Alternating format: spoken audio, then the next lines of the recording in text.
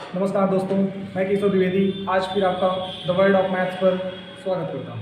तो आ जाइए, आज हम फिर जानेंगे अपना part 3 SSC CHSL PYQ and most expected quiz session में। तो मैं आज आपको फिर सिखाऊंगा आज के कुछ नए प्रश्न जो आपको एग्जाम में बहुत ही हेल्पफुल साबित होंगे और आपकी प्रिपरेशन आपके नेक्स्ट लेवल पर जाएगी। तो दोस्तों आ जाइएगा, हम शुरुआत करते हैं अपने आज के पहले प्रश्न से के साथ। तो देखिएगा, ध्यान दीजिएगा दोस्तों कि वह संख्या कौन सी है जो 80 से 20% अधिक है। ध्यान देना है आपको इस प्रश्न को अपना वीडियो को पॉज करके एक बार अटेम्प्ट करना है और उसका आंसर आपको कमेंट सेक्शन में लिखना है। चलिए ध्यान दीजिएगा, तो आपको बताना है कि वह संख्या कौन सी है जो 80 से 20% अधिक है। इसका मतलब क्या हुआ दोस्तों? तो आपको समझना होगा एक बात। तो मैं इसकी बात करता हूं सॉल्यूशन की। आ जाइए, देखिएगा 80 से 20% अधिक का मतलब क्या हुआ कि वह संख्या 80 से 20% क्या है, ज्यादा है। तो आप जानते हैं दोस्तों कि 20% का मतलब होता क्या है, 1/5। इसका मतलब ये है कि यदि वो संख्या 5 है तो एक ज्यादा होने के बाद ये आपको ये बात बता रहा है 5 कि वह संख्या वास्तव में 5 है। तो ये जो न्यूमरेटर वैल्यू है आपको ये बता रही है कि यदि 20% बढ़ा दिया जाए, मतलब संख्या 5 थी पहले, तो अब उसको 6 कर दिया जाए। कितना बढ़ा दिया जाए? 1 बढ़ा दिया जाए। तो मतलब हमारी संख्या पहले 5 थी, 20% की वृद्धि करने के बाद अब वो संख्या कितनी हो गई? 6 हो गई। तो आपसे पूछा गया है कि 80 से 20% अधिक है। तो यदि मैं ये कहूं कि 5 अनुपात का मान 80 है, तो 1 अनुपात का मान दोस्तों हो क्या जाएगा? क्या हो जाएगा? आप डिवाइड लगाएंगे, हो जाएगा आपका 16। क्या हो जाएगा? 16 हो जाएगा। तो अब संख्या हो कितना गई है? हो गई है आपके 6 अनुपात। तो 6 अनुपात का मान निकालना होगा दोस्तों। तो आपका 6 का गुणा यहाँ करेंगे और 6 का गुणा यहाँ करेंगे तो आपको प्राप्त होगा 96।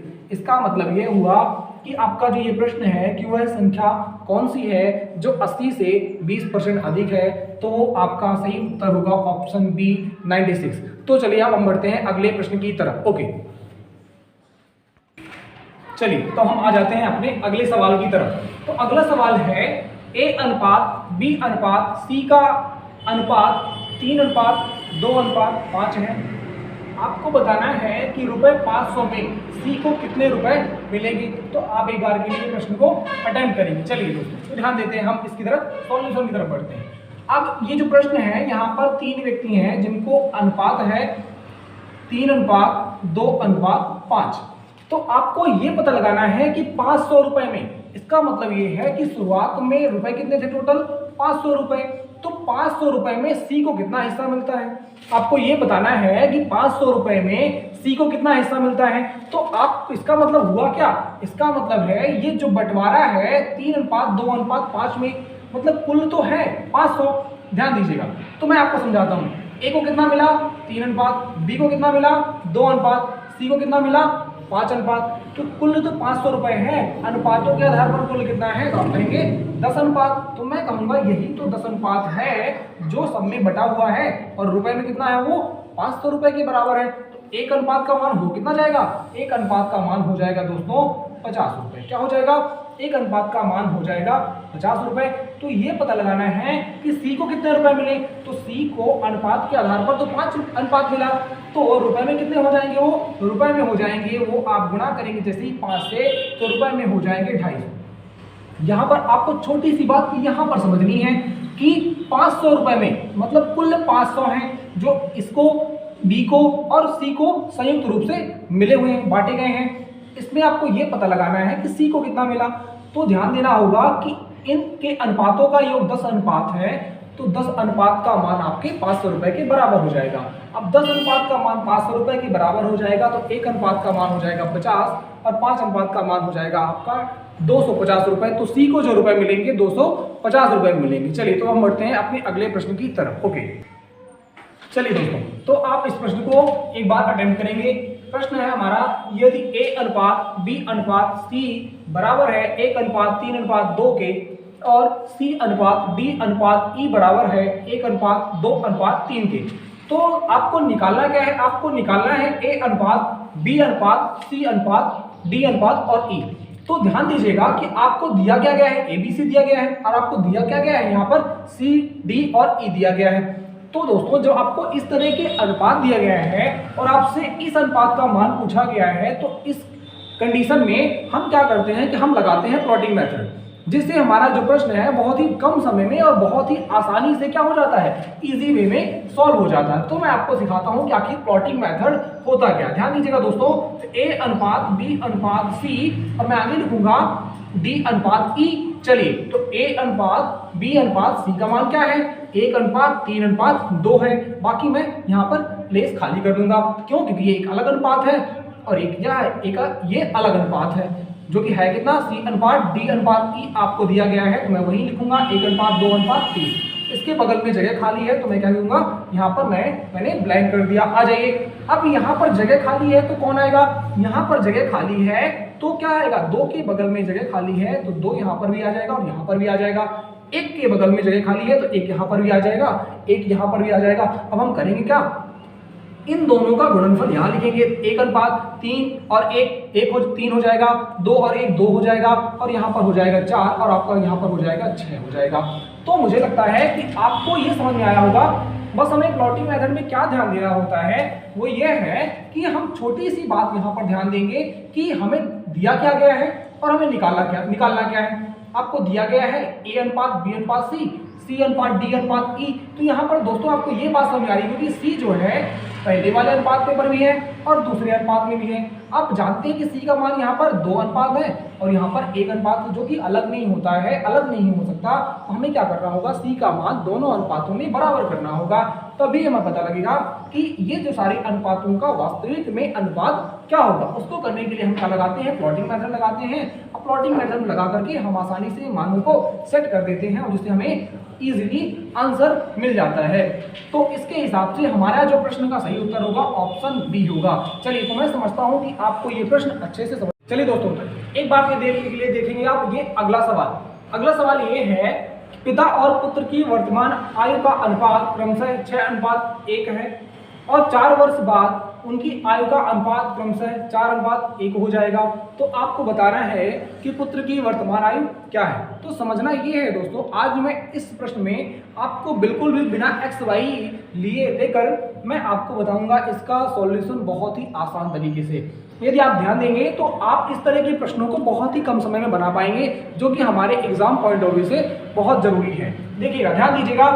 तो मैं बात करता हूँ इसके सॉल्यूशन की। तो मैंने कहा कि इनकी जो प्रेजेंट एज मतलब वर्तमान आयु का जो अनुपात है, F हो गया आपके फादर और S फॉर हो गया आपके सन। इनका अनुपात है 6 अनुपात 1। क्या है, 6 अनुपात 1। अब हो क्या रहा है, 4 वर्ष बाद, मतलब आप वर्तमान से 4 वर्ष बाद की बात कर रहे हैं। तो ये जो मैंने एक उम्र ली है, ये क्या ली है मैंने, वर्तमान। अब मैं यदि 4 वर्ष बढ़ा देता हूं तो मैं कहां पहुंच जाऊंगा, मैं पहुंच जाऊंगा आपका आफ्टर 4 ईयर। कहां पहुंच जाऊंगा, आफ्टर 4 ईयर। ध्यान दीजिएगा दोस्तों कि आफ्टर 4 ईयर के बाद इनका अनुपात 4 अनुपात 1 हो जाता है। क्या हो जाता है, 4 अनुपात 1 हो जाता है। तो होगा क्या यहाँ पर कि इन दोनों अनुपातों को, वर्तमान अनुपात और इनका 4 वर्ष के बाद का अनुपात, इनके बीच में एक संबंध है। वो ये है कि इन दोनों में एक जो संबंध है वो है 4 वर्ष बाद का, कि जैसे ही वर्तमान आयु में पिता की उम्र 4 वर्ष बढ़ा दी जाती है, अनुपात 4 हो जाता है।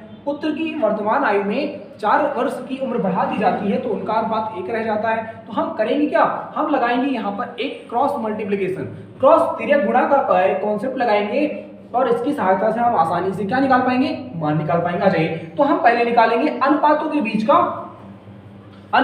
बीच का हम निकालेंगे तिर्यक गुणा, और तिर्यक गुणा करने के बाद उनके बीच का अंतर। 6 गुणे 1 क्या हो जाएगा, 6 हो जाएगा और 4 गुणे 1 क्या हो जाएगा आपका, 4 हो जाएगा।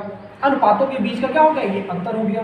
ये आपने जो डिफरेंस लिया है 4, यहाँ भी 4 और यहाँ भी 4, तो यहाँ इसके बीच का गुणा और इसके बीच के गुणा करने के बाद हम इसका अंतर लेंगे।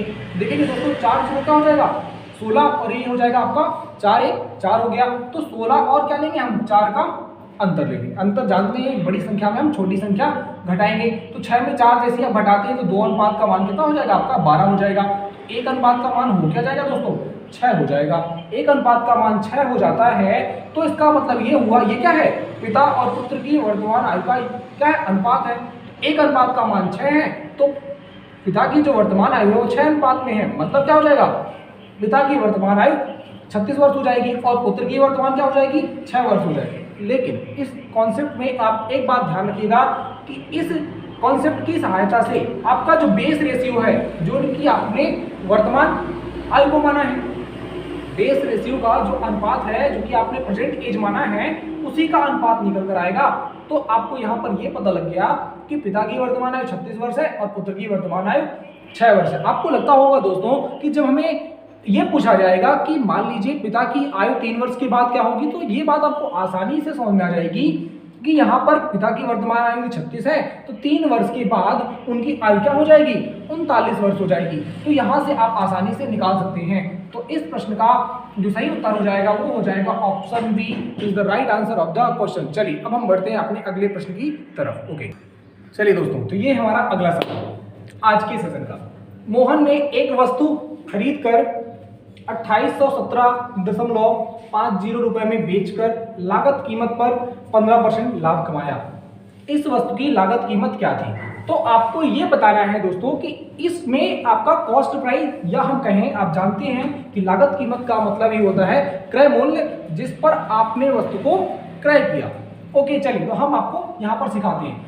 अब मोहन ने वस्तु खरीदी, तो मोहन ने जो वस्तु खरीदी तो वही तो हुई उसकी क्या लागत कीमत, क्या हुई वही तो होगा उसका कॉस्ट जो उसने क्या किया पे किया।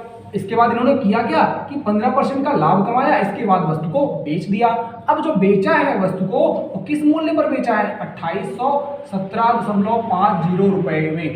समझ रहे हैं बात दोस्तों कि जो वस्तु मोहन ने वस्तु को पहले क्रय किया तो कुछ मूल्य पर क्रय किया होगा, इसके बाद उन्होंने उस पर 15% का लाभ लगाया कमा करके और वस्तु को 2817.50 रुपए में बेच दिया। तो आपको यह पता लगाना है कि इसमें मोहन ने वस्तु को खरीदा कितने रुपए में था। उसके लिए करना क्या होगा, बहुत ही आसान तरीके में आपको सिखाऊंगा, ध्यान दीजिएगा। आप देखिएगा कि 15% का मतलब होता है 3/20। ये आपको पता होना बहुत जरूरी है क्योंकि परसेंट का मतलब आप जानते हैं 1/100 है। तो 15% का मतलब हुआ 15/100, 5 3 15 और 20/100, 3/20। इसका मतलब यदि आपका क्रय मूल्य 20 है तो आपका ये क्या है 3 लाभ है, तो वस्तु का विक्रय मूल्य हो कितना जाएगा, सीपी का मतलब हुआ कॉस्ट प्राइस क्रय मूल्य, एसपी का मतलब हुआ आपका सेलिंग प्राइस या विक्रय मूल्य। आपने प्रॉफिट कितने का कमाया 3 रुपए का प्रॉफिट कमाया, 3 अनुपात का, यहाँ पर आपने 3 रेशियो का प्रॉफिट कमाया। आपको प्रश्न में बताया क्या, किसके बारे में गया है, आपको बताया गया है विक्रय मूल्य के बारे में। तो अनुपातों के आधार पर आपका कितना है 23 अनुपात, रुपए के आधार पर आपका है 2817.50 रुपए के हिसाब से। अब आप क्या करना होगा, आपको एक अनुपात का मान निकालना होगा। तो आप देखेंगे 23 से कम 23, 23 दूनी कितना हो जाएगा 46, बिल्कुल ऐसे ही होगा। ध्यान दीजिएगा यहाँ पर क्या आ जाएगा 23 दूनी 46, 4 1 5 कितना हो गया आपका 57 आ गया। अब वापस क्या करेंगे 23 दूनी 46 और होगा क्या आपका हो जाएगा 23 पंचे 115, क्या हो जाएगा 23 पंचे 115 हो जाएगा। तो दोस्तों क्या हो जाएगा यहाँ पर पॉइंट लगाना होगा आपको, ये हो जाएगा 23 पंचे 115 हो जाएगा। उम्मीद करते हैं आपको बात समझ में आ गई होगी, इतना ठीक है। चलिए तो ये हो गया हमारे एक अनुपात का मान। हमें निकालना क्या है क्रय मूल्य है कितना 20 अनुपात, तो आपको करना होगा यहाँ पर गुणा। जैसे ही आप गुणा करेंगे तो हो क्या जाएगा 122 जैसे ही 5 है तो क्या हो जाएगा आपका 25 दूनी 50 और हो जाएगा आपका 12 दूनी 24। आपका क्या हो जाएगा ये जो जीरो है इस पॉइंट को खा जाएगा और क्या होगा आपका जो सही उत्तर हो जाएगा वो हो जाएगा ऑप्शन बी, मतलब 2450 रुपए। चलिए तो हम बढ़ते हैं अपने अगले सवाल की तरफ। ओके, चलिए दोस्तों, तो ये है हमारा अगला सवाल। तो ये बहुत ही इंपॉर्टेंट सवाल है। इस तरह के सवालों में आपको लगता तो है कि ये आसानी से आप कर ले जाएंगे, लेकिन इसमें गलती होने की संभावनाएं बहुत ज्यादा होती हैं। आज मैं आपको बताता हूं क्यों। देखिएगा 144 मुर्गियों को बेचने पर महेश को 6 मुर्गियों के विक्रय मूल्य के बराबर हानि हुई। उनका हानि प्रतिशत है। आपको बताना है कि जो हानि हुई, क्योंकि उन्हें क्या हो रहा है, आप देख रहे हैं कि हानि हो रही है, तो आपको ये पता लगाना है कि वो हानि है क्या। आज मैं इस सवाल को इतना बढ़िया तरीके से बताऊंगा, क्रिस्टल क्लियर करूंगा कि आपको कभी भी इस तरह के प्रश्नों में बिल्कुल डाउट ना रहे। चलिए आ जाइएगा। अब इसका मतलब हुआ क्या, 144 मुर्गियां आप क्या कर रहे हो, बेच रहे हो। क्या कर रहे हो 144 मुर्गियां आप बेच रहे हो। तो 144 मुर्गियां यदि आप सेल कर रहे हो तो आपने खरीदी भी तो 144 होगी, तभी तो आप 144 बेच रहे हो। पहली बात आ जाइए, तो मैंने ये कहा, अब ये बताइए कि ये तो क्या हो गई, ये तो संख्या हो गई मुर्गियों की, क्या हो गई दोस्तों, ये हो गई संख्या कि आपने 144 मुर्गियां खरीदी और 144 मुर्गियां क्या की, खरीदी होंगी, तो आपने इतनी, क्योंकि आपने इतनी बेची हैं तो इतनी खरीदी होंगी। आगे बढ़े, चलो देखोगे तो आपको समझना ये है कि अब ये है क्या, ये आप बात कर रहे हो सेलिंग प्राइस की, तो क्या ये सेलिंग प्राइस है, नहीं, ये तो नंबर है, ये भी क्या है, आपका नंबर है मुर्गियों का, तो फिर सेलिंग प्राइस क्या हुआ। आप ये कहोगे दोस्तों कि आपका ये एसपी है, एसपी है तो यही क्या है आपका, एसपी से जैसे आपने गुणा किया तो ये हो गया उसका विक्रय मूल्य। क्यों हो गया, क्योंकि आप दोस्तों जानते हैं कुल विक्रय मूल्य हो गया। ये कैसे हो गया मैं आपको बताता हूं, देखिएगा। एसपी का मतलब ये हुआ एक मुर्गी का क्या होगा, एक आपका जो मुर्गी है उसका क्या होगा, आपका मूल्य होगा, प्राइस होगा, क्या होगा, प्राइस होगा। ओके चलिए, अब आप, मैंने कहा एक मुर्गी का प्राइस 10 रुपए है, थोड़ी देर के लिए मान लेते हैं, जो भी है आप मान लो बस, ठीक है। तो मैंने कहा आपने 2 मुर्गियां खरीदनी है तो आप कितना पे करोगे, 20 रुपए, ठीक है ना। तो क्या किया, एक मुर्गी के मूल्य से आपने जब संख्या में गुणा किया तो क्या मिल गया आपको, 20 रुपए मिल गया। आ जाओ, तो यहाँ पे 144 क्या है, नंबर है।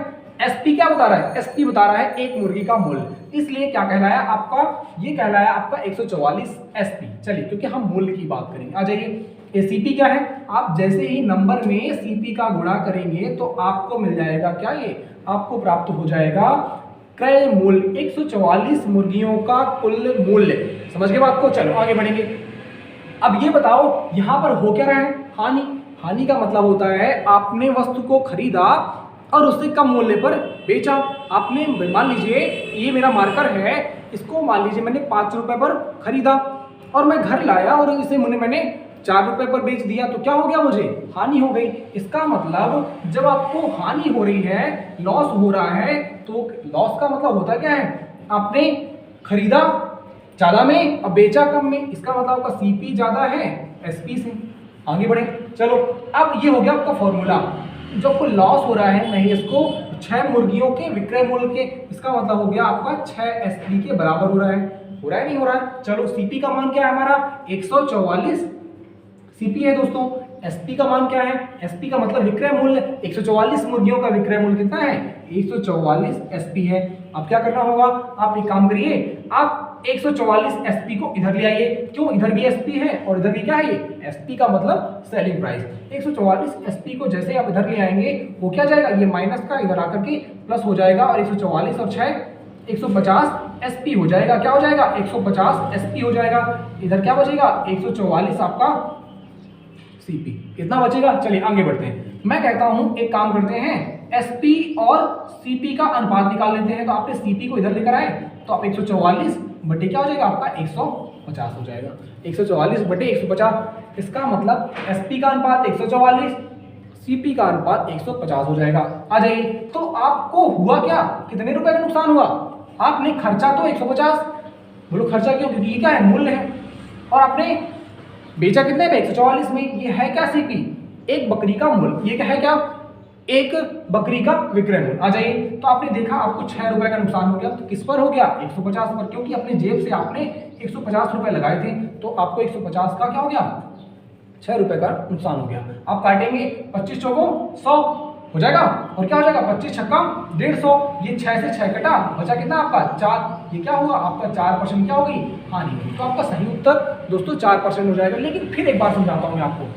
प्रश्न था 144 मुर्गियों को बेचने पर महेश को 6 मुर्गियों के विक्रय मूल्य के बराबर हानि हुई, उसका हानि प्रतिशत क्या है। अब जानते हैं हानि का मतलब होता है आपने वस्तु को ज्यादा में खरीदा, बेचा कम में, तो आपको मुनाफा होने की बजाय क्या हो गया, आपको नुकसान हो गया।